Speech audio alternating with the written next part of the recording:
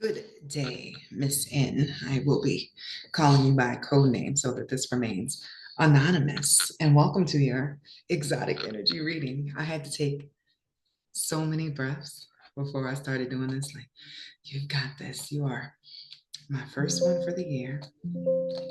And my first one was this new format I come up with uh, and all my new decks. I'm really excited about this process, and I hope this will be something that you can refer to for years and years and years to come. So, first and foremost, I am going to clear out the air of my own energy.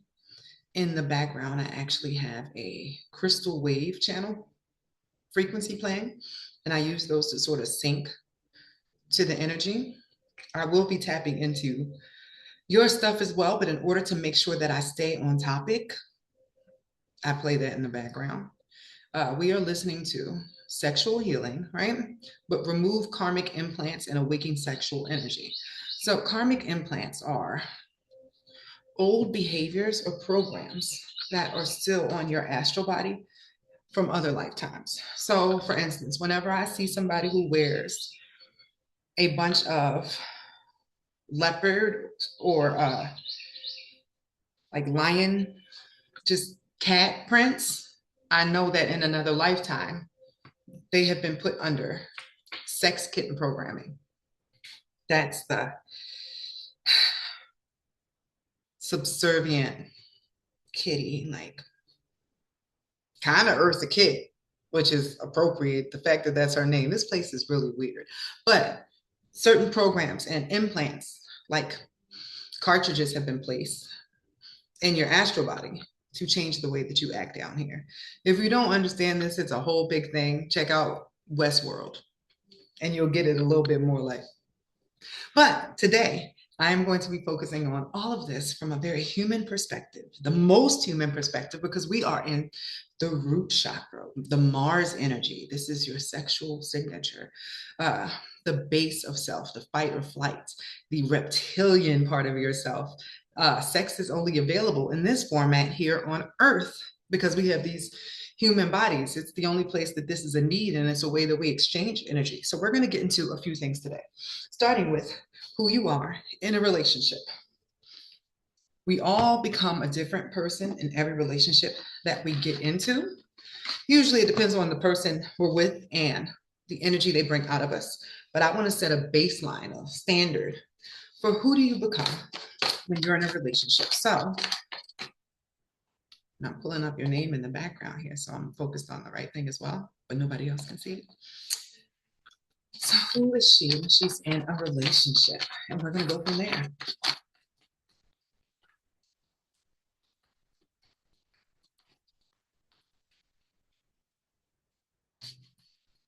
There's a little bit of a timid energy here.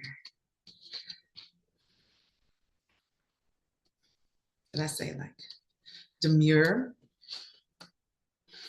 because the way it's coming up is queen, right? But it feels demure. Like somebody comfortable being in the feminine position. Like you don't mind having your door open for you. Not that you expect it, like, but you know a certain standard to the way that you deserve to be treated. And you sit in that with knowledge that you are her. That's really what I'm feeling here. You know that you're supposed to be with somebody who holds you on a throne. Like you got the king and the queen energy here too. That's the match that you're waiting for or you're wanting to link with. And that's the energy you come to a relationship with. If a guy is not in his king energy when he gets with you, he will not last very long. It gives the energy sort of kind of like I've been around masculine figures in my life that know how to treat women, and I'm not going to accept anything less than that. But at the same time, there is this innocence to you, a beautiful light that you only share in your relationships. Everybody else might get no nonsense you. The person you're dating is going to get the nonsense.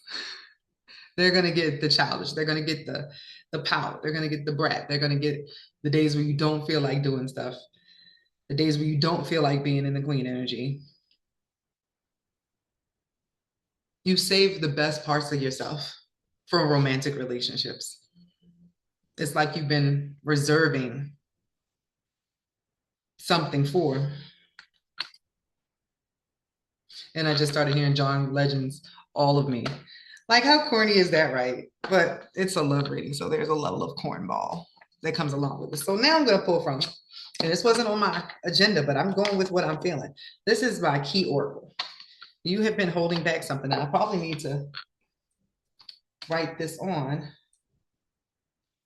the list of things that I want to include in this reading, because everybody has a thing in their chart called love lock, something they've been holding back for their main lover, right? So what's behind Ms.N's lock? What's behind Ms.N's lock?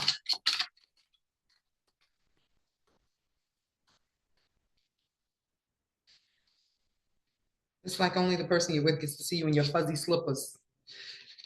Authenticity key. You hide your real self for your relationships. You don't let anybody see all that good stuff. And there is an emphasis on like what you look like at night. The part of you that's not put together all the time. Like everybody else might only get you when you like face together, when you're game on. Nah, literally authenticity, being real, removing masks, honesty aligns energy. Like, no, you want the person that you're spending your life with to know that you can't have dairy after 7 o'clock or you'll be farting in your sleep. Like that sort of energy. You are extremely childish. You might sort of have your person watching your shows with you at night, which could very possibly be detective shows, or you watch stuff like I don't want to say Real Housewives, but you watch stuff that sort of makes you nosy, like, oh, what is they doing? Like drama. You get your lover in on your shows. Like once they become a part of your life, they didn't know they signed up to be your homegirl too, because not even your homegirls are getting this level of you. They get the part of you that you reserve for yourself, that you keep safe from the world. And it's precious. It's adorable. They get all of it. Because no, this childish energy is giving me bunny slippers. Like you have furry stuff that you would go to sleep to. And very specific rules for how you maintain the aesthetic that the rest of the world gets. He's getting the mask, he's getting the rollers, he's getting all the stuff that nobody else will ever be allowed to see. And that's what the thing that's cohesive between you and all your partners. You might shift, like for some of them, you might have to be more alpha if they're less alpha. That person ain't gonna last that long, no. You adjust with fluidity to your partner, but you will never allow yourself to stray too far from who you actually are, because you're waiting for the one that just like spits who you are without a mask, without you having to play. The one that comes and sits next to you when you're with your wine and your popcorn watching your show and starts asking questions instead of asking why you're watching that. Somebody who makes you feel more like you when you're by yourself than you. Like sometimes when you're by yourself, you might ask yourself questions about yourself. The energy of the person that you're going to end up with, or that you're looking for, that you're wanting to merge with, makes you feel like all the stuff that you do is completely like natural. There's no need to question any of it. It's all for a reason. And this person just makes you make sense to you. That's beautiful. So, ooh, I got so into that. I forgot, like, yes, this is my first time doing this. So we are going to get into your sexual archetype next. I'm going to do this with my new dun, dun, dun, dun, Love and Lust Tarot, right? But I also got the Tarot and Sex Erotic Meanings. So these are going to be the first two I go into, and I'm going to pull energetically what I get off of it, but then I'm going to read out the book what I'm drawn to. And this is going to be fun because everybody has like one main energy. No, I'm going to say two. There's the one that you are when you're in your angel time, when you're in lovemaking mode, and then there's the other one. Notice how that came out? That's demon time mode. Okay. All right. I like where this is going. I'm blushing. So, who is Ms.N? And she's on angel time.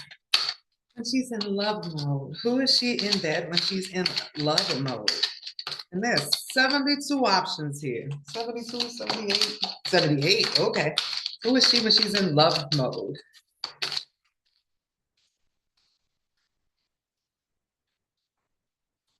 right? One for that. Ah, two. Let's spice it up. Not spice, that sugar. Okay, who is she when she's on demon time? Who is she when she's on demon time? This got thick. That got spicy. Like I was saying, but like,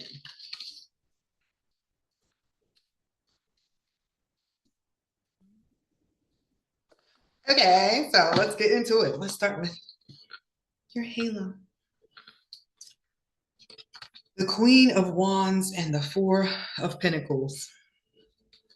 Can I show these on YouTube? I don't get monetized, so I can show whatever I want to, right? I'll just cover her tidbits. So the Queen of Wands, baby. And this is supposed to be angel time. So hold on. I don't even listen to this song, but I've heard of it from other people. You just made me get all like, girl. So this is the Queen of Wands, right?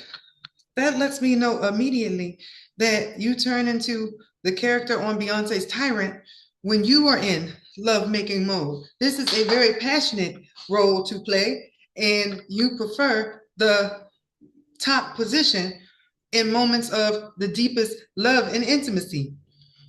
Probably because it makes you feel most secure with opening up, since you are sort of a guarded person in your regular life. You like the dominant position when expressing your love. Okay?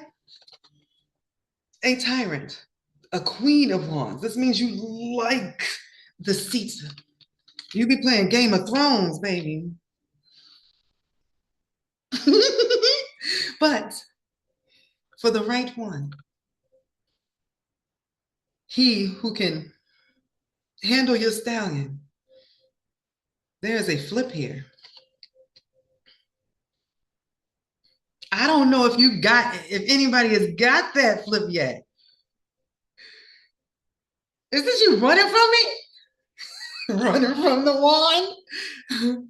Like, hold on, I need a moment. You prefer to be on the top position because there's a vulnerability that comes from the bottom position. You don't even want to open up. You don't even want to be in your chest and in your feelings like that. You can't just let nobody get you all soft. So you've been holding a lot back for like your husband. Like until you get the ring, you do not want the one that's going to ride you the way you be riding them on the bottom. That's crazy. You can't just be riding people like that and then be like, you're the weakest link, goodbye. Like, you giving like Britney Spears energy on top. And this is you in lovemaking mode. And somehow I don't, like, we're supposed to understand what Britney Spears mode means. Like, just, but secretly, you yearn for this. You've been holding back that. You want somebody to put you in your heart space. And then look how he just at the door. See, I understand that. Like, bro, you can't just be looking at me afterwards like, look at you. Yeah. Fuck you. No. He just over there. He know he got it. Like, I know you want this. That's a position of vulnerability. That's what happens, or what would happen if you stepped into the next level of the lovemaking process. You would be soft. You would be fragile. You would need some aftercare. This is fun. Okay, so I'm going to go with what the book version says for this Queen of Wands first, right? There might be some words in here that trigger you in some way, shape, or form. I'm going with what I got off of it, but let's add on some layers with this. So the Queen of Wands radiates confidence, sensuality, irresistible charm. She knows her worth, stands in her power. Tyrant. And refuses to dim her passion for anyone. This card invites you to embrace your sexuality with boldness and pride, to celebrate your body, your desires, and your ability to captivate and command attention. Step into the role of seduction without hesitation. Let your movements be deliberate. Britney Spears. Your touch electric, your gaze unwavering. Blah, blah, blah. They in trouble, ma'am. They can tell they in trouble when you come in there in this energy. Like they know they done started something. You don't even need to be drinking for this energy. This is when you love a dude. Like, ooh, he just sexy. Just, ooh, he about to get it. That's your love making energy. We ain't even got to the spicy side. Okay, the Four of Pentacles. They in trouble, girl. Did you know this? Did you know that's the archetype you were coming in there with? It feels a little bit like you'd be like, get on it big. So the other side of this is, ooh, the treasure of intimacy. That treasure that you've been holding. I don't even know if you noticed. Look at her hand. She's holding something. That's what's behind that locked door. The Four of Pentacles suggests a need to release control and surrender to organic flow of desire. Holding on too tightly to fears or insecurities or past wounds can create walls where there should be connection. Are you guarding your heart too close, afraid of losing yourself in the depths of intimacy? I should throw the book, girl. I felt that. I knew it. The book just be backing me up on top because you don't want to end up on the bottom, shivering and shaking and crying. So, over here in my lovely tarot sex book, the Queen of Wands is such a tyrant when she riding. You should be tickled to this because now you got to look back through your mind like, he did look like he was on a roller coaster ride when he was down there. I ain't even noticed because I was so busy just. Okay. Sex combines with deep feelings, with love, where the woman dominates and tries to please her partner.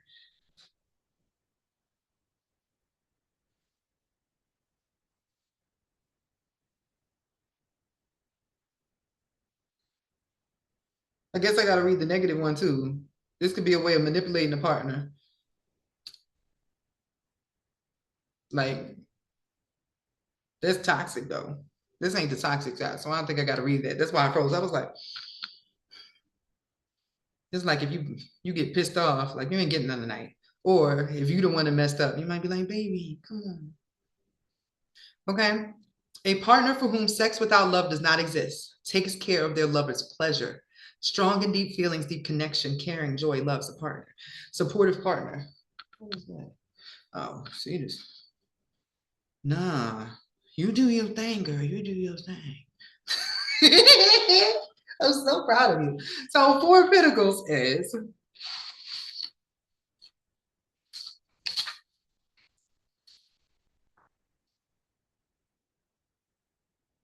yeah, don't want to give too much. Emotional blockade, inability to show emotions. This is not fun.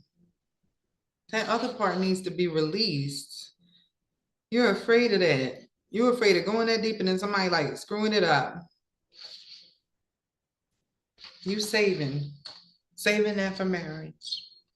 So spicy time. Okay. The King of Cups.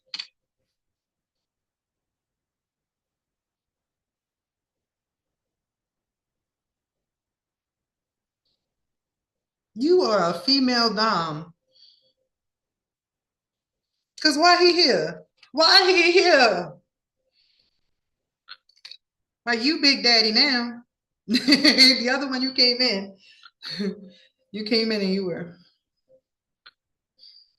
This one, you might get distracted. You might be into that. We ain't got to the geeks part yet.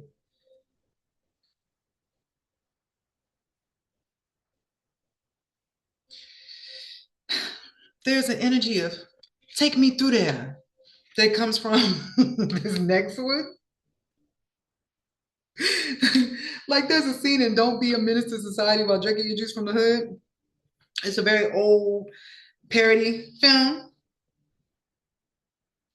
where the guy thinks he's getting like this sweet innocent, but then she like turns into the chick from The Exorcist and suddenly he's trying to run for his life. You give the energy of drunk frat girl when you're on demon time. Bottom line, like he's going to end up feeling like the victim. But it's because you want somebody to match that energy. You want to be wore out, like sweating, like boneless, Yeah, can't even get out the bed afterwards. That's what you want. And you don't care how long it takes either. There is a goal to be hit when you are on demon time. This is about pure carnal, like,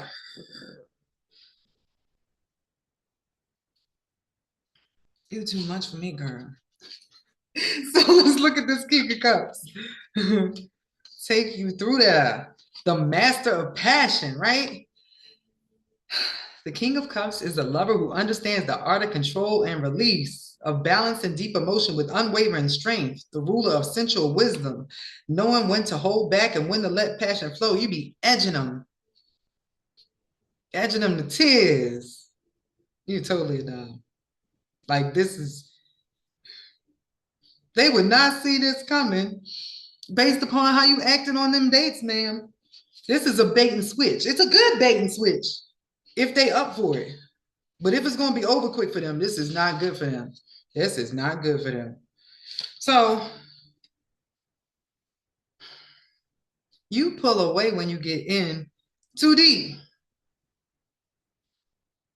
When you get in that energy, when you get like what you want in a relationship, you're like, nah. That's too close to my heart. I'm pulling back here.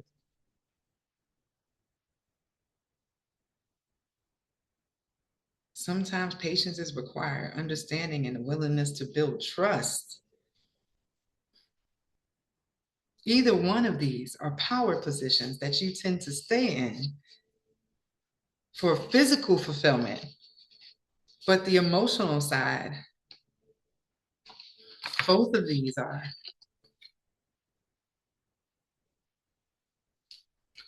holding back. So the King of Cups here is,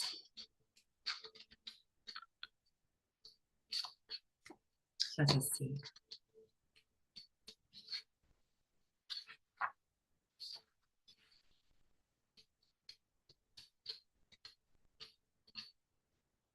Have you never actually fully been satisfied? It's like there might have been some good romps there, but like,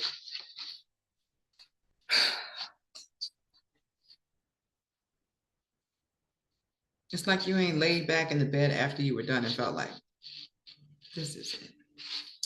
So the King of Cups, there's still a feeling like you're still looking for something.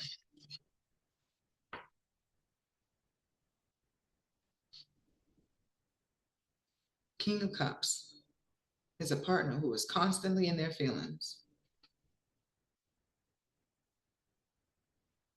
settles for what they get.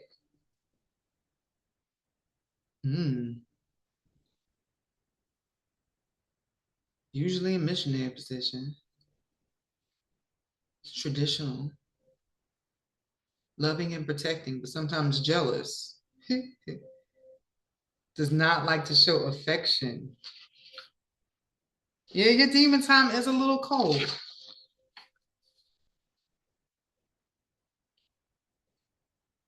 Yeah, you be stingy with that kitty cat.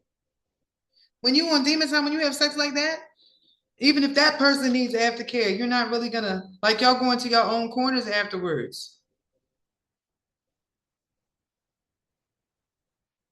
But you be the dominant one. Either way, you're gonna be dominant. Whether you are really feeling them and then you like them, you'll be dominant, but you're still gonna hold back a little bit. And then especially if you on their demon time, they're not about to know if they rocked your world, although that's what you're really craving. You want somebody to make you tap out, but you're also afraid of it at the same time. So your sexual archetype is, ooh, what would I call this? Because there's not a character I can get from this. Not one.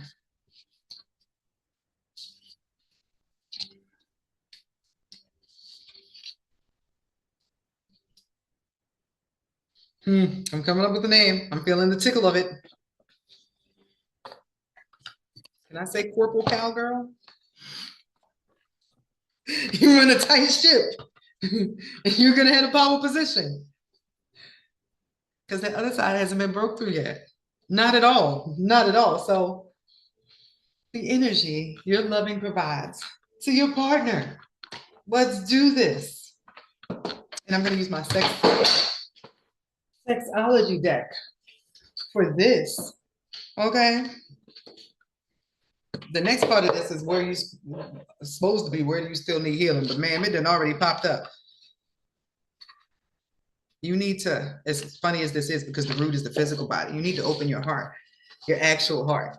Like when you look really feeling somebody, you're still going to do it. Like you're going to put your feeling in it that way, but you're not going to open up that heart to share the energy out that space per se, because there's a fear around that. There still needs to be some heart healing and some trust and some repair around other relationships where you thought y'all were on the same page and y'all ended up not on the same page, because part of that is blocking you from getting that put through the mattress intimacy that you were looking for.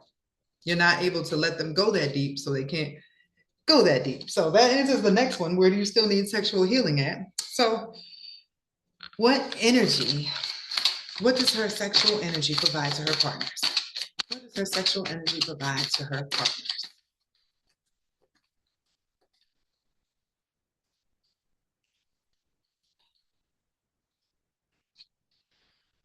You stay with them all day long. That's the energy. It's like obsession. Like they can't stop thinking about things they want to do with you after they do it that one time. Even before, when you are in the prepping stages, once they start dating you, once y'all start like, getting to that point where y'all can talk about wants and needs or sexting or taking the relationship to that level, it becomes an obsessive thought for them. Like they can kind of tell that you a rough rider is the best way to put it. Like you usually can't tell when you on a date or nothing, right? But when they start talking to you about what you into and whatnot, and that's my alarm going off. So you make people fantasize. And ironically enough, this is just what your sexual energy signature does. People want to know what it's like to hit it. This is not even just with who you dating. But once you engage with somebody, it becomes an obsession. Like this is somebody who's at work and they can't stop thinking about it. It's a problem for them. But pretty much male and female alike, once they come around you and they ha-ha-he and they staring into your eyes and just basking in your feminine energy, which is what the general question is. What is your loving energy provide to other people? It makes them fantasize. It makes them curious. They wonder what you're hiding. They can sense that you're hiding something. I bet you look in the mirror sometimes and wonder what you hiding too. A softie. A softie. So the people that you are with, once again, can feel that you're hiding something, but it makes them want to turn you out. They want to push you past your limits. Your energy brings out like the beast in the people that you are dating. And this is intimately linked with. This is somebody you already had sex with for the second energy I'm feeling here. After y'all did it once, then they're like, what else is in there? What else can I do? What hasn't she tried? Like there's a desire for them to, after that, then dominate you after they've been like they want to mark you and bind you and do anything just to make them feel like they have the same claim over you that you have somehow exerted over them through your sexual energy. You make them feel bitched up, sort of, kind of like, got to get her back. Like, I got to do something. Like, they want to hook you the way that you hook them because your sexual energy causes the energy of obsession. It causes the marker of obsession. So they have a hard time letting you go. If you have exes, they probably always want to be friends with benefits afterwards. They do not want to let that energy go because there's always a feeling that there's something they still didn't get. There's something they still didn't hit. You have a never-ending box of treasure. And it feels like, those Russian dolls where when you take one off, there's another smaller one underneath of it. You create the feeling of longing and like deep desire. If somebody was thirsty to have you and they thought by having you that they would feel satiated or full afterwards, no, you never let them feel the fullness of you. You still leave them thirsty even after they've been with you. Make of that what you will. So, what do you still need to explore? What do you need to feel satisfied? And for that, I'm going to use this last deck. Like, who does that position, right? That's sort of kind of what your demon time felt like. Like, you want to be taken through that. So, I'm gonna pull for two things on here. And that's just my little paper where I wrote down like what I wanted this reading to be. So what does Miss N need in order to feel completely satisfied? What does she need in order to feel completely satisfied?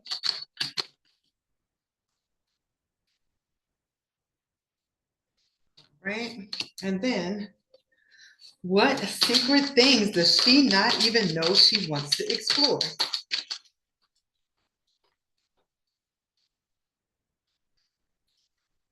I like these because they're kind of shiny. All right. What do you need to feel satisfied? Make this up. I love how this works. Like I said, you're my first person doing this for. Like I've done it with charts and looking around stuff, but this is the first time like with my cards and stuff. But the open heart. You haven't let anybody up in your soul. And it says, offering love to those who turn the key. The key here is willingness to try new things, to receive, to shine brightly. You ain't turned up on them. There's lots of these cards that got a girl in it too. Like you might like ladies. Like maybe you want to open up to a lady because men done just been. That's possible because there's some scissoring here. There's some tag team going on here. And there was two ladies that was sort of hidden in the moon card on another day. So maybe under this hidden kinks you don't even know you need to explore, you might like your homegirls. You won't be riding that, I don't think. I don't know how that works. I didn't consider this for same-sex couples, although they can be interesting. Maybe that's why you were down. And I said, get the strap.